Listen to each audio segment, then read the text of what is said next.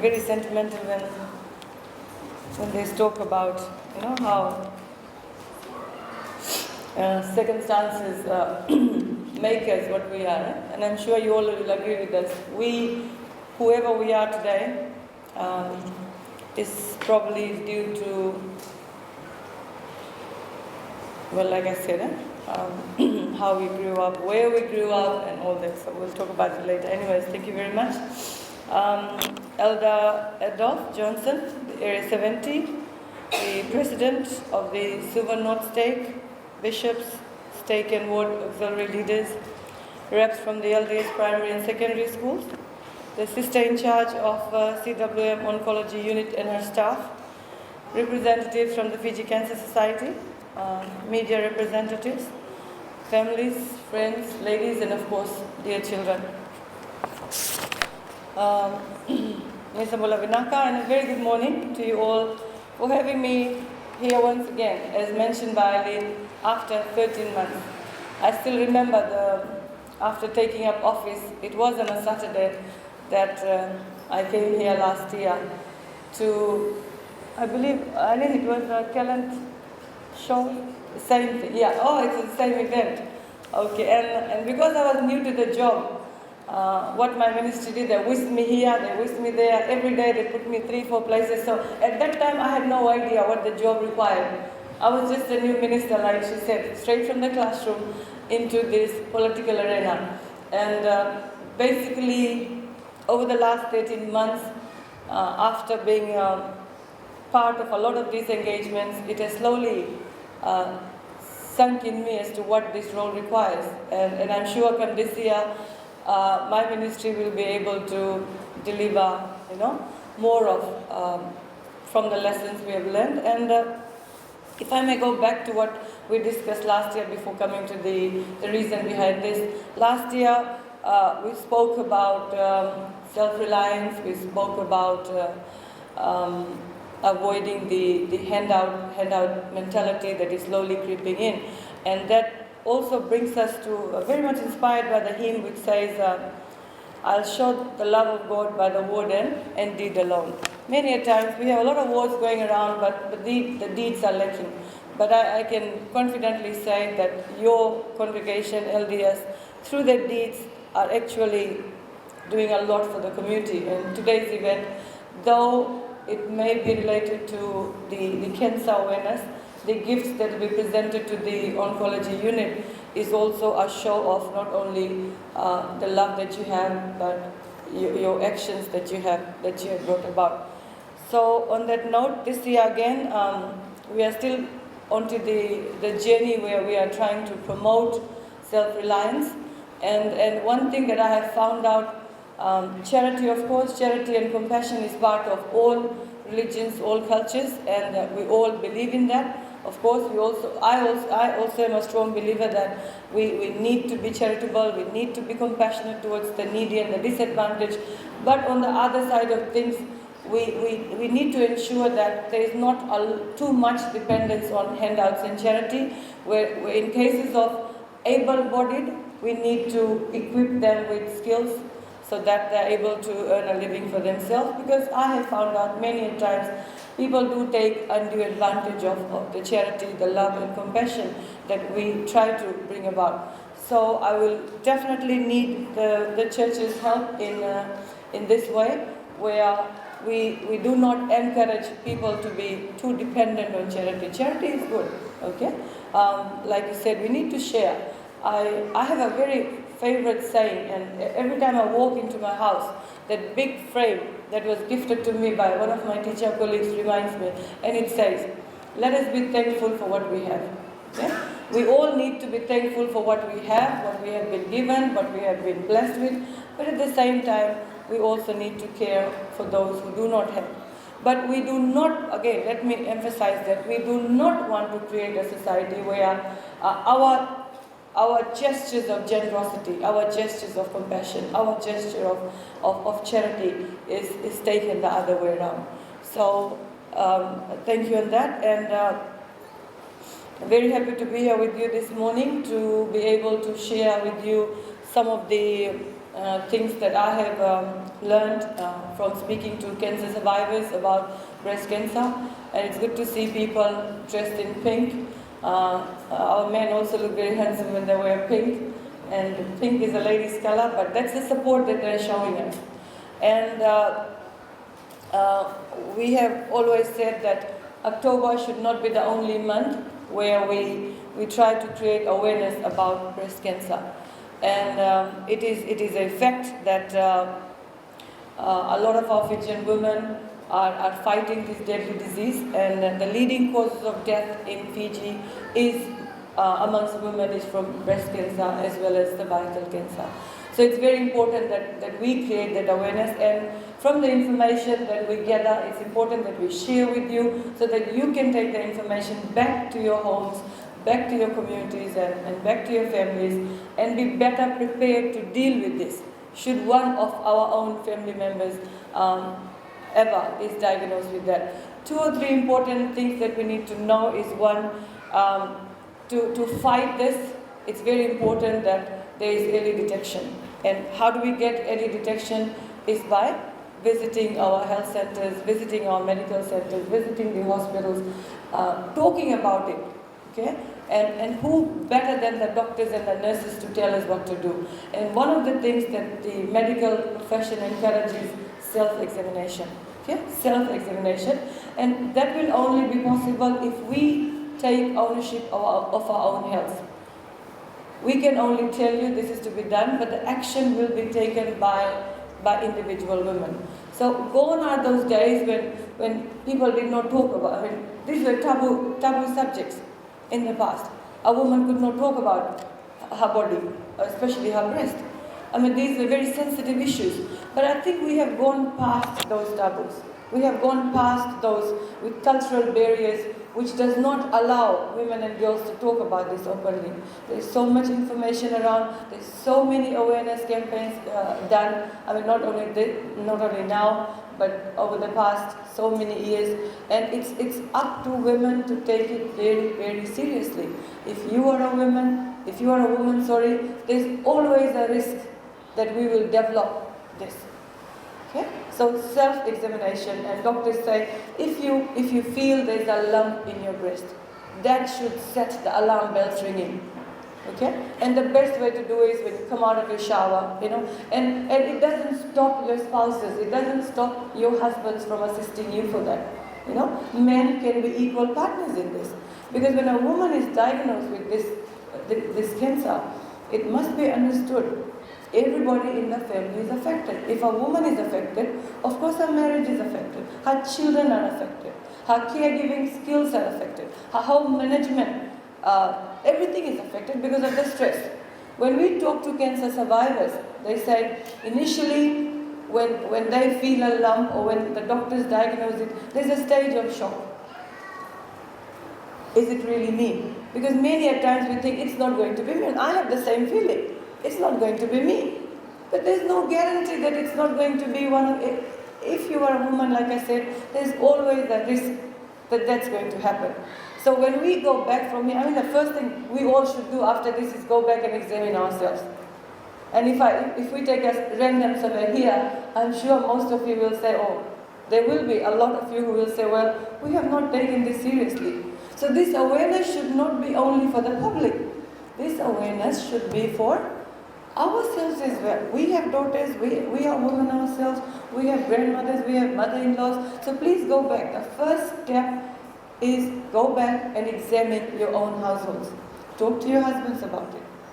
Make your husbands a part of this. Okay? Tell your husband, I need to go for a test.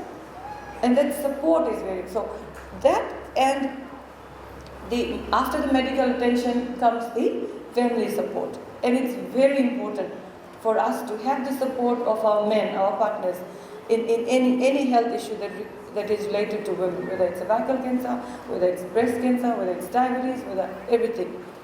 Right? So that is also very important. So there is so much happening around this area across the globe, and even in Fiji and Pacific as a whole, yet we have a lot of women who are not taking it seriously. Right? And that brings me to the point where our religion comes in. We say life is a precious gift from God. Life is precious. Come what may, but we still have to take ownership of our own lives, our own health, and of course our own families. And because we take health very lightly, just take a second and ask, when did you have your last checkup? Or do you even think you need a checkup? Say, oh, I'm healthy. You may look healthy, but there are certain diseases that walk within ourselves. And many a times we have gotten news from, oh, so-and-so has passed away. What? She was just 38 years old. What was the reason? Breast cancer. Why? Late stage. How do we allow such diseases to reach the late stage? When the advice always is for early detection. So for the women present here, if you have not visited the health center, if you need us to bring the health experts here, I'll urge you, organize a meeting like this and get the medical team here. That's the whole point. You don't want to go to the service, well, let the service come to you. But if the services are out there, especially for urban center women, rural women have problems accessing these services. But for us who live close to the health centers, the next time you drive by the hospital, please, that radar should click in your mind. Okay, time for me to visit my doctor. Time for me to go to the health center. Unfortunately, we do not do that because we are preoccupied with a lot of other things. We have to look after our children, we have to look after our spouses, we have to look after the home, we have to manage the business. But have you ever thought, if you are not there, who will manage all those things? So the family needs you, the communities need you, your organizations need you, your churches need you, and the country needs you. So each and every woman is important to us. And each and every woman is important to the family because you serve as a role of a mother, you are a wife, you are a daughter-in-law for somebody.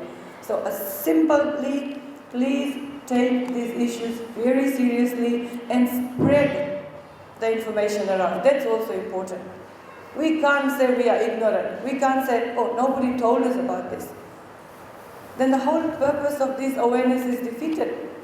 When we lose women at the late stages of this disease. The same thing happens with cervical cancer. They say, go for pap smear test. How many of us have gone for have done our pap smear test maybe in the last year or so? One, congratulations. Maybe there are others too. So you see, we have to take nobody is going to drag us to the hospital. Do you know that? Nobody is going to come inside your house and say, look, Mrs. or Miss so-and-so, I'm here to take you to the hospital. No. It's you who has to take that single step. So get serious. If you haven't, just a simple plea, please find time out.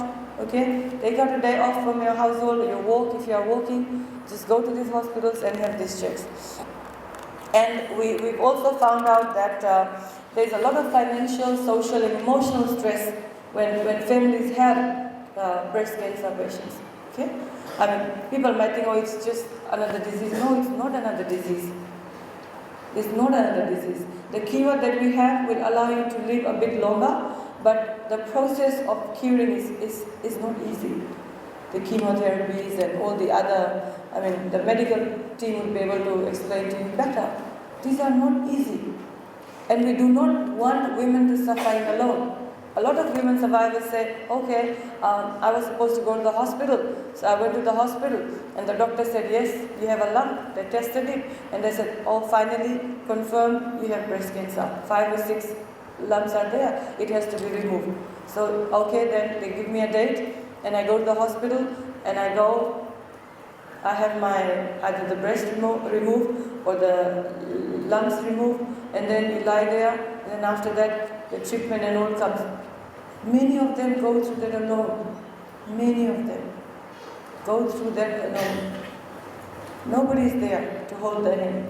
So if you know people, if you know relatives, if you know families or friends who are going through this, just sitting there and holding somebody's hand, just a hug to say it's gonna be all right. I'm here for you. Sometimes that does magic.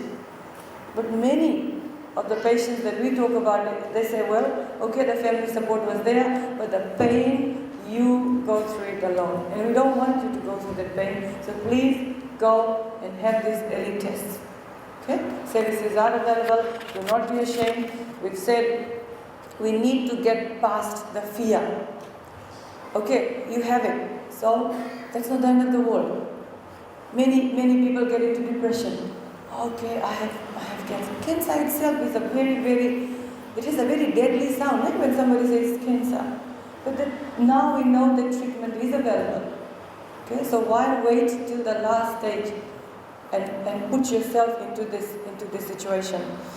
And on another note, if I may just add, we have a lot of other issues that we expect to partner with faith-based organizations, and I can say that we already have a relationship with LDS Church, which assisted us when we were doing our rocket stoves. And for that, I'd like to thank the church again. And also, I'd like to thank LDS for the enormous support given in our second Women's Expo, which was very successful.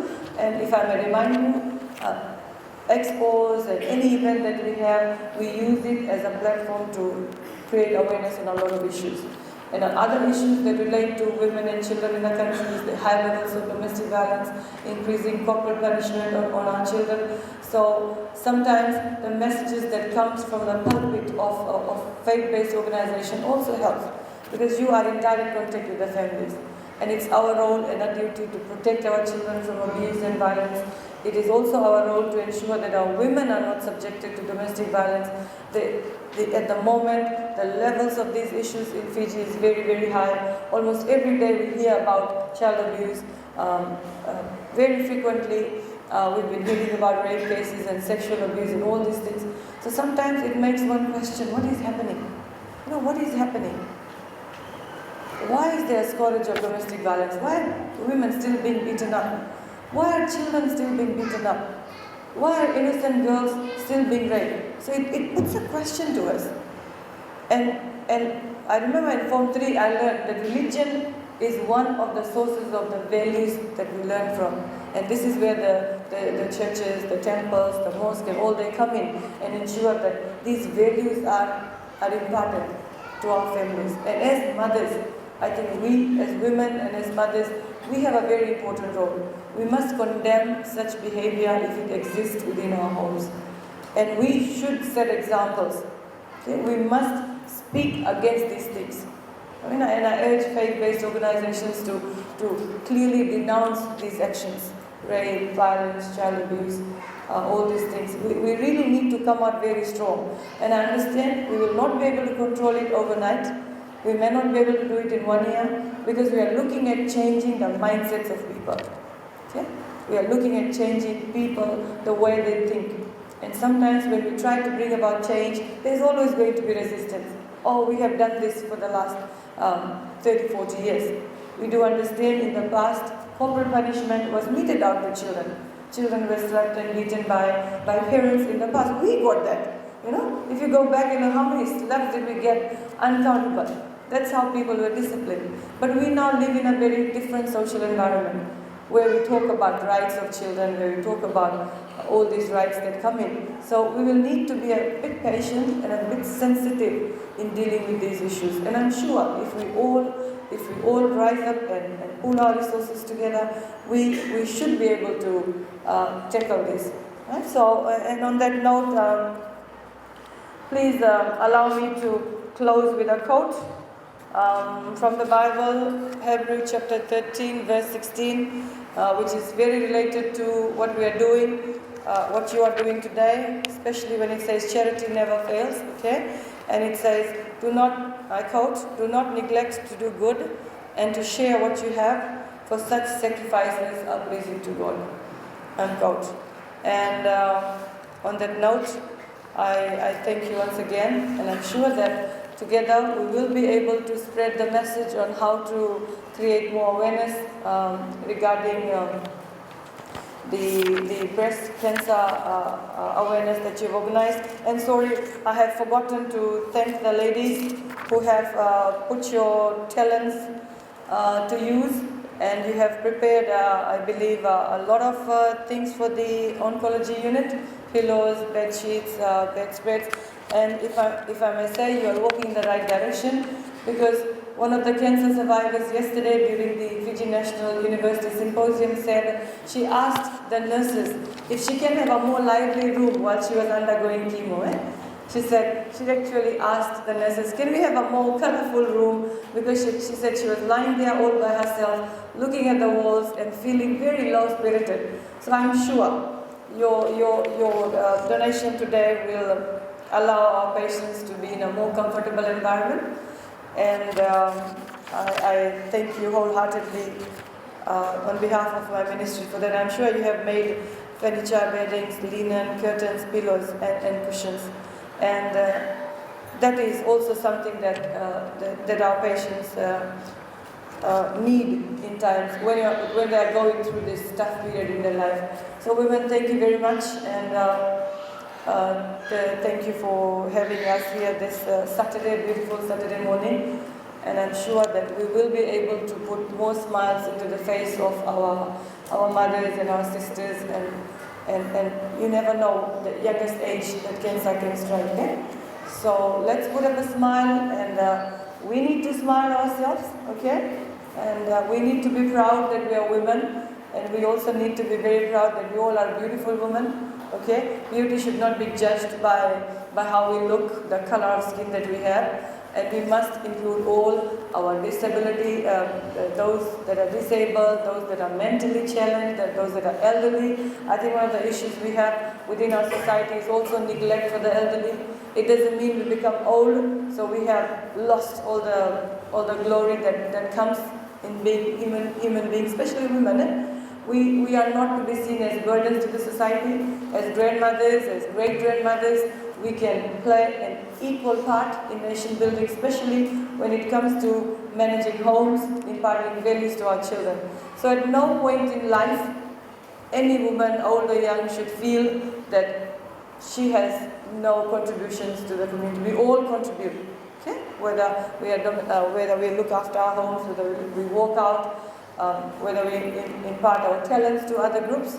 So let us all be proud that we are women, and of course, we are all beautiful, talented, and agents of change for our community. So on that note, can we give ourselves a big clap?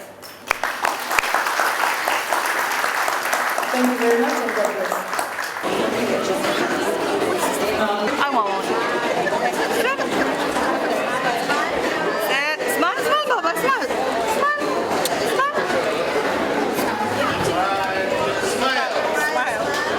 Thank you.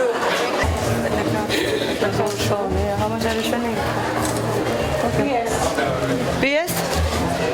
That's the type of masi we were looking at for the other day. Remember? Yes, yes. That's the type of masi we were looking for. You know, for the. Good. That's good. No, but if they were selling it, this is nice. That's not bad. Yeah. Fresh from the farm this morning. Some of the things missing at the expo. Yeah, very nice. This stuff here. This is very nice. This is a more.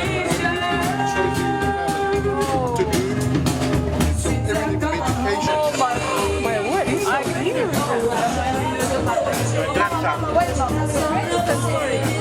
Let's go. Let's go, Baba. Bye-bye. Bye-bye. It's so sweet. Hey, bring it.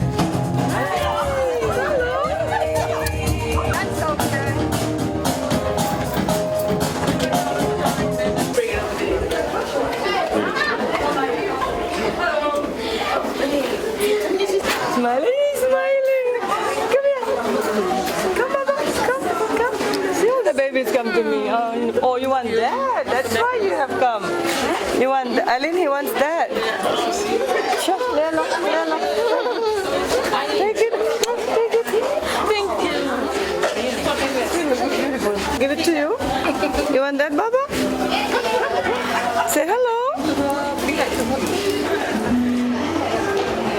Oh, this is beautiful. These are the women from Samambula. They gave these ones. These are some of the stuff that These ones they can sell today. They sit Very comfortable. You can sit on it. Oh, Sit on, madam. it's so.